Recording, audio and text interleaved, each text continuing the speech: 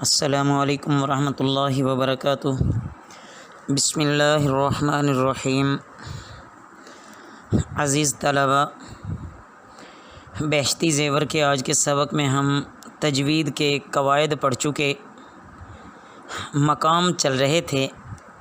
آج کے سبق میں ہم مقام نمبر 15 سے شروع کر رہے ہیں، توجہ کیجیے گا۔ پارہ تبارک الذی سورۃ دہر کے پہلے رکوع کی چوتھی آیت میں لکھا ہوا جو ہوتا ہے وہ سلاسلہ ہے۔ دوسرے لام کے بعد الف لکھا جاتا ہے مگر پڑھا نہیں جاتا، بلکہ سلاسل پڑھتے ہیں، سلاسلہ سلاسلہ۔ اور اسی رکوع کی 15ویں اور 16ویں آیت میں دو جگہ قواریرا قواریرا آیا ہے، دونوں جگہ پر دوسری را کے بعد الف لکھا جاتا ہے۔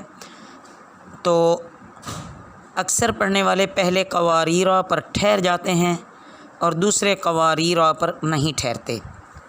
تو پڑھنے کا پھر طریقہ یہ ہے کہ پہلی جگہ الف پڑھیں، دوسری جگہ الف نہ پڑھیں۔ قواریر قواریر، پہلی جگہ الف پڑھیں، دوسری جگہ الف نہ پڑھیں۔ الف پڑھنے کا مطلب یہ ہے کہ قواریر یعنی صرف زبر آئے گا، قواریر نہیں پڑھا جائے گا۔ اور اگر کوئی پہلی جگہ نہ ٹھہرے اور دوسری جگہ ٹھہر جائے تو کسی حال میں الف نہیں پڑھا جائے گا، جیسا کہ میں نے آپ کے سامنے پہلے پڑھا ہے۔ لیکن اگر دوسری جگہ پر وقف کرنا ہے، قواریر قواریر، اس طرح، اور اگر پہلی جگہ وقف کرے تو الف پڑھے ورنہ نہیں، صحیح یہ ہے۔ اب دوبارہ اس ضابطے کو سمجھیں کہ اگر دونوں کو ملا کے پڑھنا ہے تو دونوں جگہ الف نہیں پڑھی جائے گی، قواریر قواریر من فضۃ اس طرح پڑھا جائے گا، ٹھیک ہو گیا؟ یہ ہے دونوں جگہ پر ملا کے پڑھنے سے۔ اگر دوسری جگہ پہ وقف کرنا ہے، پہلی جگہ قواریرہ کو چھوڑنا ہے تو اس کو ملا کے پڑھیں گے، قواریر قواریر، اس طرح پڑھا جائے گا۔ اور اگر پہلی جگہ وقف کرنا ہے تو پھر الف پڑھا جائے گا، قواریر، اور دوسری جگہ پر قواریر آئے گا۔ اس کے بعد فائدہ ہے کہ وَاعْلَمُوا میں جو سورۃ توبہ سے شروع ہوتی ہے، براءۃ من اللہ، سورۃ توبہ براءۃ من اللہ ورسولہ سے جو شروع ہو رہی ہے، اس پر بسم اللہ نہیں لکھی ہوئی۔ اس کا حکم یہ ہے کہ اگر کوئی اوپر سے پڑھ کے آ رہا ہو وہ اس پر پہنچ کر بسم اللہ نہ پڑھے، ویسے ہی شروع کر دے۔ اور کسی نے اسی جگہ سے پڑھنا شروع کیا یا کچھ سورت پڑھ کر پڑھنا بند کر دیا تھا پھر بیچ میں سے پڑھنا شروع کیا، تو ان دونوں حالتوں میں بسم اللہ الرحمن الرحیم پڑھنا چاہیے۔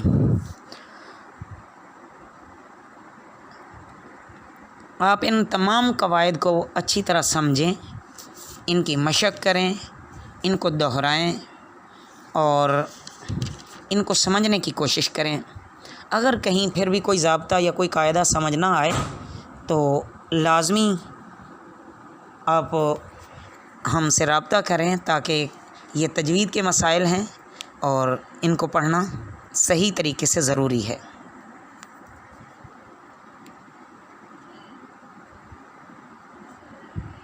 اس کے بعد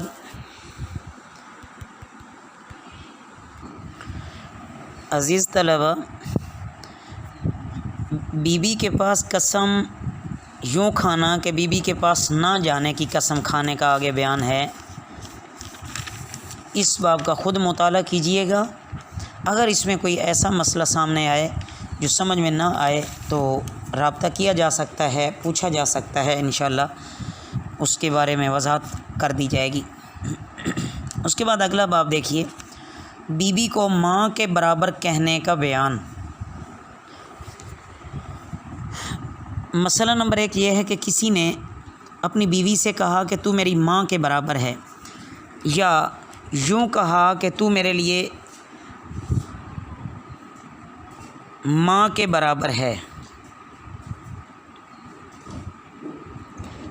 تو میرے حساب یعنی تو میرے نزدیک ماں کے برابر ہے، اب تو میرے نزدیک ماں کی مثل ہے، ماں کی طرح ہے۔ تو دیکھو ان ساری باتوں کا کیا مطلب ہے۔ اگر اس نے مطلب یہ لیا کہ تعظیم میں بزرگی میں ماں کی طرح ہے، یا یہ مطلب لیا کہ تو بالکل بڑھیا ہے، عمر میں میری ماں کے برابر ہے، تب تو اس کہنے سے کچھ نہیں ہوا۔ اسی طرح اگر اس کے کہتے وقت کچھ نیت نہیں کی اور کوئی مطلب نہیں لیا، یوں ہی فضول میں ہی مار دی یہ بات، تب بھی کوئی فرق نہیں پڑا۔ اور اگر اس کہنے سے طلاق دینے اور چھوڑنے کی نیت کی ہو تو اس کو ایک طلاق بین پڑ جائے گی۔ اور اگر طلاق دینے کی بھی نیت نہیں کی تھی اور عورت کا چھوڑنا بھی مقصود نہیں تھا، بلکہ مطلب فقط اتنا تھا کہ اگرچہ تو میری بیوی ہے، اپنے نکاح سے تجھ کو الگ نہیں کرتا، لیکن اب تجھ سے کبھی میں صحبت نہیں کروں گا، تجھ سے اس بات کو میں اپنے اوپر حرام کرتا ہوں۔ بس روٹی کپڑا لے اور پڑی رہے، غرض کہ اس کی چھوڑنے کی نیت نہیں کی، تو اس کو شریعت میں زہار کہتے ہیں۔ اس کا حکم یہ ہے کہ وہ عورت رہے گی تو اسی کے نکاح میں، لیکن مرد جب تک اس کا کفارہ ادا نہ کرے تب تک وہ کسی طرح بھی اپنی جوانی کی خواہش کو پورا نہیں کر سکتا، نفسانی خواہشات کو وہ پورا بیوی سے نہیں کر سکتا۔ ہاں، جب تک وہ کفارہ نہ دے گا تب تک وہ عورت حرام رہے گی، چاہے جتنے برس بھی گزر جائیں۔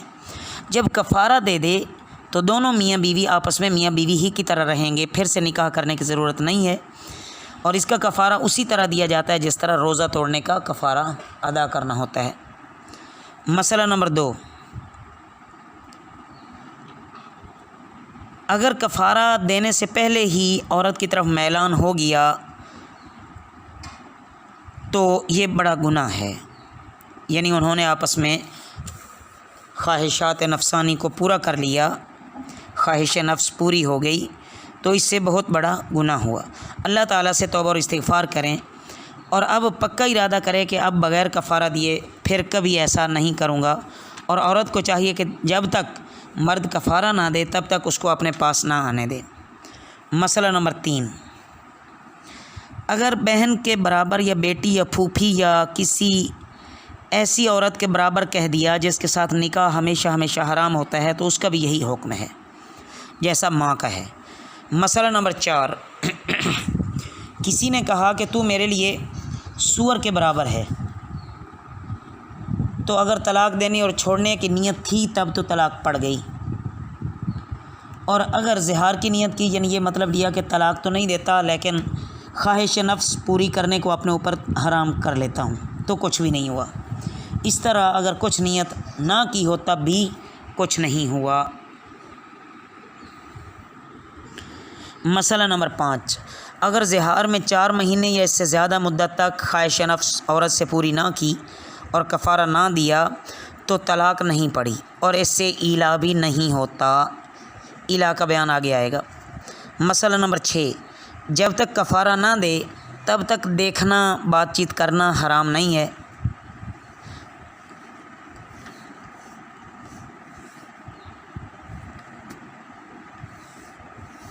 مسئلہ نمبر 7، البتہ جو مسئلہ نمبر 6 کے آخر میں ہے کہ جب تک کفارہ نہ دے تب تک بات چیت کرنا دیکھنا یہ حرام نہیں ہے، البتہ جو ممنوع جگہ ہے وہاں دیکھنا بھی درست نہیں ہے۔ جو عام اوقات میں میاں بیوی دیکھ سکتے ہیں، لیکن اس صورت میں جب تک کفارہ ادا نہ کرے اس وقت تک دیکھنا حرام ہے۔